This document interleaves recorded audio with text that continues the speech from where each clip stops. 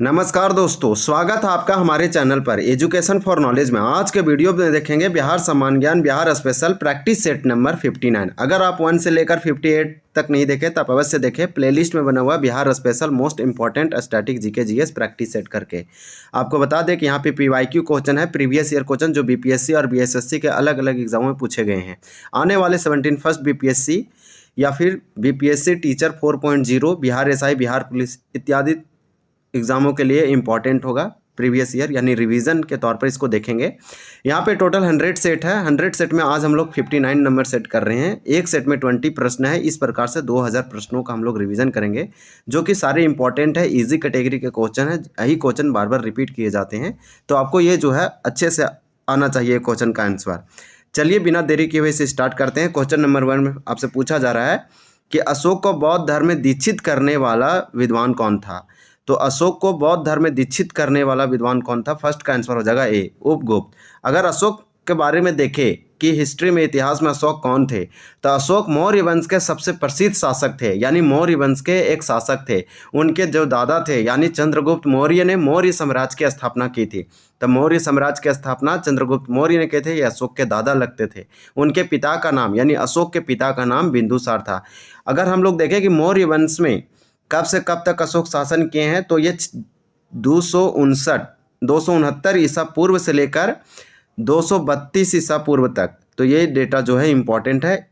इसके बाद ये इनके द्वारा कलिंग युद्ध किया जाता है। ये इनके जीवन का सबसे महत्वपूर्ण युद्ध था, कलिंग युद्ध। इस युद्ध में हुई भारी तबाही से अशोक का हृदय परिवर्तन हुआ और उन्होंने बौद्ध धर्म अपना लिया। तो ये बहुत ही इम्पॉर्टेंट है। अगर अशोक के देखें कि तो अशोक जो है अपने साम्राज्य के विस्तार किया और उसे एक मजबूत और समृद्ध राज्य बनाया। अशोक को उनके अभिलेखों में देवना प्रिया यानी देवताओं का प्रिय और प्रियदर्शी यानी देखने में सुंदर आदि कहा गया, और पुराणों में उसे अशोक वर्धन कहा गया। आदि नामों से अशोक को जाना जाता है, जो कि इंपॉर्टेंट फैक्ट है सारे एग्जाम पॉइंट ऑफ व्यू से। बिहार के कुल क्षेत्रफल के कितने प्रतिशत भाग पर वनों का विस्तार पाया जाता है। तो क्वेश्चन नंबर 2 का राइट आंसर हो जाएगा सी, 7.21%।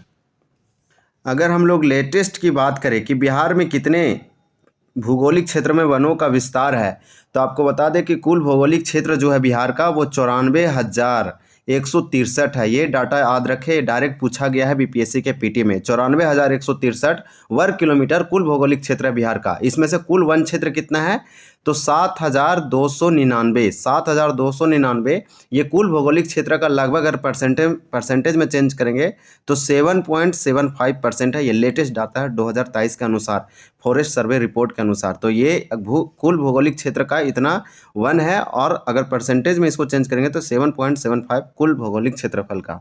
अगर बहुत घना जंगल की बात किया जाए तो 332 वर्ग किलोमीटर है। मध्यम घना जंगल की बात किया जाए तो 3,260 वर्ग किलोमीटर है, और खुला जंगल की बात किया जाए तो 3,208 वर्ग किलोमीटर है। यह बहुत इंपॉर्टेंट फैक्ट है, इसको जरूर याद रखें आप। बिहार में सबसे अधिक वन क्षेत्र वाले जो जिले हैं वो कैमूर है और पश्चिमी चंपारण, यानी कैमूर में सबसे अधिक वन क्षेत्र है और पश्चिमी चंपारण। बिहार में सबसे कम वन क्षेत्र वाले जिले कौन है, शिवहर और शेखपुरा। बिहार में कुल क्षेत्र वन दर्ज कितना किया गया है तो आपको हम बता चुके हैं। तो ये सब कुछ डाटा है, आप अच्छे से इसको याद रखें। क्वेश्चन नंबर 3 में दिया गया है, बख्तियार खिलजी ने बिहार और बंगाल के क्षेत्रों को जीतकर कहाँ राजधानी स्थापित की थी। तो बख्तियार खिलजी ने बिहार और जब बंगाल क्षेत्रों को जीता था तो इसकी राजधानी चेंज किया था और लखनौती कर दिया था। इंपॉर्टेंट है, बख्तियार खिलजी जब बिहार और बंगाल को जीता तो लखनौती कैपिटल को चेंज किया। इंपॉर्टेंट है। 2011 4 नंबर क्वेश्चन का, 2011 की जनगणना के अनुसार बिहार में कितने प्रतिशत जनसंख्या गांवों में निवास करती थी। तो गांव में यानी कि विलेजों में कितने प्रतिशत जनसंख्या निवास करती थी सेंसस 2011 के अनुसार। 4 का आंसर हो जाएगा डी, 88.70, 88.70%। जो इतने बिहार की जो जनसंख्या है वो गाँवों में निवास करती थी, परसेंटेज में दिया गया है 2011 की जनगणना के अनुसार। क्वेश्चन नंबर हम लोग 5 देखेंगे। 5 में दिया गया है, आप देख पा रहे होंगे कि बौद्ध धर्म किस तरह का धर्म है। तो बौद्ध धर्म किस तरह का धर्म है, तो 5 का राइट आंसर हो जाएगा सी, अनिश्वरवादी। बौद्ध धर्म किस तरह का धर्म है, तो अनिश्वरवादी। ये डाटा अच्छे से इंपॉर्टेंट याद रखें कि ये अनिश्वरवादी है। नेक्स्ट देखेंगे क्वेश्चन नंबर 6, बिहार के किस जिले को वर्मी कंपोस्ट का जिला माना जाता है। तो बिहार का वह कौन सा जिला है जिसे वर्मी कंपोस्ट का जिला माना जाता है। तो 6 का राइट आंसर हो जाएगा ए। बेगूसराय को वर्मी कंपोस्ट जिला माना जाता है। बिहार का एक जिला है बेगूसराय। बिहार के किस स्थान पर भगवान बुद्ध को ज्ञान की प्राप्ति हुआ था? तो बिहार के किस स्थान पर भगवान बुद्ध को ज्ञान की प्राप्ति हुआ था? 7 का राइट आंसर सी हो जाएगा, बोध गया।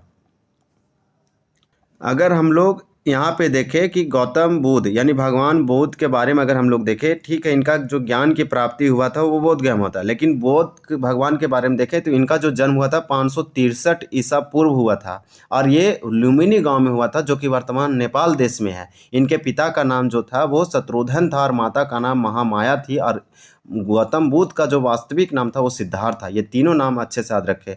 29 वर्ष की आयु में उन्होंने मुक्ति पाने के लिए ग्रह त्याग यानी 29 वर्ष की अवस्था में घर छोड़े। इस घटना को महाभिनिष्क्रमण कहा गया। घर छोड़ने के, घर त्याग करने की घटना को महाभिनिष्क्रमण कहा गया। बोध गया, जिसे यहाँ पे बोध गया ये बिहार में है, बिहार का गया जिले में पड़ता है। एक पीपल के पेड़ के नीचे उन्हें ज्ञान की प्राप्ति हुई। ज्ञान प्राप्ति के बाद वे बोध कहलाए। ज्ञान प्राप्ति की इस घटना को संबोधि कहा जाता है। तो ये बहुत इंपॉर्टेंट है। जब ज्ञान की प्राप्ति इन्हें हो जाता है तो प्रथम जो उपदेश दिए थे वो उपदेश सारनाथ उत्तर प्रदेश में दिए थे। इस घटना को धर्म चक्र परिवर्तन कहा जाता है। महापरिनिर्वाण क्या होता है? तो 80 वर्ष की अवस्था में कुशीनगर पड़ता है उत्तर प्रदेश में, उनका महापरिनिर्वाण हुआ, यानी कि महापरिनिर्वाण का अर्थ हुआ मृत्यु। तो ये सब जो वर्ड था वो बहुत ही इंपॉर्टेंट था, इसको जरूर याद रखिए आप। क्वेश्चन नंबर 8 दिया गया है, सितंबर 1928 ईस्वी में हिंदुस्तान सोशलिस्ट रिपब्लिकन आर्मी की बैठक में बिहार का नेतृत्व किस क्रांतिकारी ने किया था? तो ये याद रखें कि हिंदुस्तान सोशलिस्ट रिपब्लिकन आर्मी की स्थापना सितंबर 1928 में हुआ था और इस बैठक में बिहार का नेतृत्व किस क्रांतिकारी ने किया था? तो इसका राइट आंसर क्या होगा? इसका राइट आंसर हो जाएगा डी, फणीश्वर नाथ घोष। तो बिहार में यानी कि आर्मी की जब बैठक हुई तो बिहार का जो नेतृत्व किया था वो बिहार के नेतृत्व करता थे फणीश्वर नाथ घोष। क्वेश्चन नंबर 9 दिया गया है, जनतांत्रिक प्रणाली पर आधारित बौद्ध संघ में प्रवेश करने के लिए किसी भी व्यक्ति को न्यूनतम आयु कितनी होनी अनिवार्य थी? तो बौद्ध संघ में प्रवेश करने के लिए किसी भी व्यक्ति का न्यूनतम आयु यानी कि मिनिमम जो एज था वो कितनी अनिवार्य किया गया था, कंपलसरी किया गया था? तो 15 वर्ष होना ही चाहिए था, यानी इसका राइट आंसर हो जाएगा सी। तो ये बौद्ध संघ से इंपॉर्टेंट जो फैक्ट है उसको जरूर याद रखें। 2011 की जनगणना के अनुसार बिहार की कुल जनसंख्या भारत की कुल जनसंख्या का कितना प्रतिशत थी? तो 10 का राइट आंसर हो जाएगा डी, 8.58% थी। यानी कि 2011 सेंसस 2011 के अनुसार बिहार की कुल जनसंख्या भारत की कुल जनसंख्या का 8.58% थी, यानी 10 का राइट आंसर हो जाएगा डी। नेक्स्ट देखेंगे क्वेश्चन नंबर 11, बौद्ध साहित्य में यानी बौद्ध साहित्य के त्रिपिटक में कौन कौन से ग्रंथ आते हैं? तो बौद्ध साहित्य के त्रिपिटक में कौन कौन से ग्रंथ आते हैं? तो 11 का राइट आंसर हो जाएगा डी, ABC तीनों, यानी सूत पिटक, विनय पिटक, अभिधम पिटक, ये तीनों पिटक त्रिपिटक में आते हैं। ये बौद्ध साहित्य है त्रिपिटक और इसमें 3 चीज शामिल है, सूत पिटक, विनय पिटक, अभिधम पिटक, इसलिए आंसर डी होगा, ABC तीनों। किस नेता ने भूमि और जलमार्ग के राष्ट्रीयकरण की मांग की थी? तो किस नेता ने भूमि और जलमार्ग के राष्ट्रीयकरण की मांग की थी? तो 12 का राइट आंसर हो जाएगा ए, स्वामी सहजानंद सरस्वती ने भूमि और जलमार्ग की राष्ट्रीयकरण की मांग की थी। क्वेश्चन नंबर देखेंगे 13, कुंवर सिंह कहाँ के जमींदार थे? तो कुंवर सिंह कहाँ के जमींदार थे?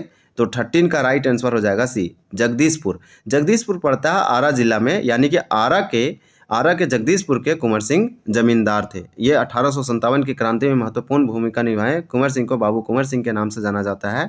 ये बहुत इंपॉर्टेंट फैक्ट है क्योंकि ये 1857 रिवॉल्ट ऑफ 1857 में अपना जान कुर्बान पे दिए थे। कौन सा नाटक जाटिन के साथ प्रस्तुत किया जाता था? वह कौन सा नाटक है जो जाटिन के साथ प्रस्तुत किया जाता है? तो 14 का राइट आंसर हो जाएगा बी, यानी कि भकुली बांका। तो भकुली बांका जाटिन के साथ प्रस्तुत किया जाता है। नेक्स्ट देखेंगे क्वेश्चन नंबर 15 दिया गया है, बिहार के लोगों को जीविका का मुख्य साधन क्या था? बिहार के लोगों का जीविका यानी आजीविका का साधन क्या है? तो 15 का राइट आंसर हो जाएगा कृषि, यानी एग्रीकल्चर जो है बिहार के लोगों का जीविका का साधन है। अगर हम देखें पूरे भारत में तो भारत में भी हमको यही मिलेगा, कृषि जो है लोगों का जीविका का साधन है, सिर्फ बिहार में नहीं, लेकिन इसका आंसर हो जाएगा ए। बोध गया में स्थापित महाबोधि मंदिर का निर्माण स्थल महात्मा बुद्ध से किस आधार पर संबंधित है? तो 16 का राइट आंसर भी हो जाएगा ज्ञान प्राप्ति स्थल, यानी कि बिहार के गया के बोध गया स्थल में गौतम बुद्ध को ज्ञान की प्राप्ति होता है 29, यानी कि ये बहुत इंपॉर्टेंट है। और ये बिहार के जब बोध गया में होता है तो यहाँ पे महाबोधि मंदिर का निर्माण किया गया। ये महात्मा बुद्ध के ज्ञान की प्राप्ति स्थल से रिलेटेड है। यह स्थल पूछा गया था कि बोधगया किस घटना से संबंधित है। गांधी जी के चंपारण सत्याग्रह किस कृषि पद्धति से जुड़ा था? तो 17 का राइट आंसर हो जाएगा तिनकठिया प्रणाली से जुड़ा हुआ था गांधी जी का चंपारण सत्याग्रह। तो ये जो गांधी जी का चंपारण सत्याग्रह था, अगर इसके बारे में कुछ फैक्ट देखें तो इसमें 1917 ईस्वी में, अगर हम लोग चंपारण सत्याग्रह से संबंधित फैक्ट देखें तो 1917 ईस्वी में चंपारण सत्याग्रह महात्मा गांधी के द्वारा किया जाता है और ये बिहार के चंपारण जिला में किया जाता है। कारण क्या था? तो तिनकठिया प्रणाली के तहत नील की खेती करने वाले किसानों का शोषण हो रहा था। तिनकठिया प्रणाली क्या था? यहाँ पे आंसर हमारा राइट आंसर ये होगा, लेकिन तिनकठिया प्रणाली है क्या? तो किसानों को अपनी भूमि के 3/20 हिस्से पर नील की खेती करने के लिए मजबूर किया जाता था। प्रमुख नेता कौन थे इस आंदोलन से जुड़े हुए? तो महात्मा गांधी, राजकुमार शुक्ल, राजेंद्र प्रसाद, जेबी कृपलानी, अनुग्रह नारायण सिंह और ब्रज किशोर प्रसाद, ये नाम पूछे जाते हैं बीपीएससी में। राजकुमार शुक्ल की भूमिका, राजकुमार शुक्ल ने गांधी जी को, तो महात्मा गांधी को राजकुमार शुक्ल ने आमंत्रित किए थे और उसके कहने पर आया और गांधी जी 1917 में चंपारण पहुंचे थे। तो ये कुछ इंपॉर्टेंट है, इसको ये डाटा को याद रखें। क्वेश्चन नंबर 18 में है कि बिहार राज्य की पहली रेलवे का क्या नाम था? तो बिहार राज्य की जो पहली रेलवे का नाम था वह था east India railway. Right answer 18 का हो जाएगा सी। ईस्ट इंडिया रेलवे बिहार राज्य की पहली रेलवे का नाम था। क्वेश्चन नंबर 19 है।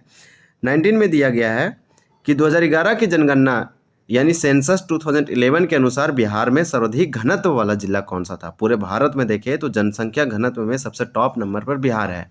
अब यहाँ पे पूछा गया है सर्वाधिक घनत्व वाला जिला कौन सा बिहार का? तो 19 का आंसर भी हो जाएगा शिवहर। शिवहर जो है सर्वाधिक घनत्व वाला जिला है बिहार में और ये जनगणना 2011 के अनुसार। क्वेश्चन नंबर 20 है इस वीडियो का, इस सेट का लास्ट क्वेश्चन है। बसाठ से किसकी मुहर प्राप्त हुई है? तो 20 का राइट आंसर हो जाएगा अजातशत्रु की मुहर प्राप्त हुई है। ये आंसर हम आपको बता चुके हैं। अगले सेट हम लोग देखेंगे अगले वीडियो में। तो दोस्तों ये था हमारा अभ्यास प्रश्नावली 59।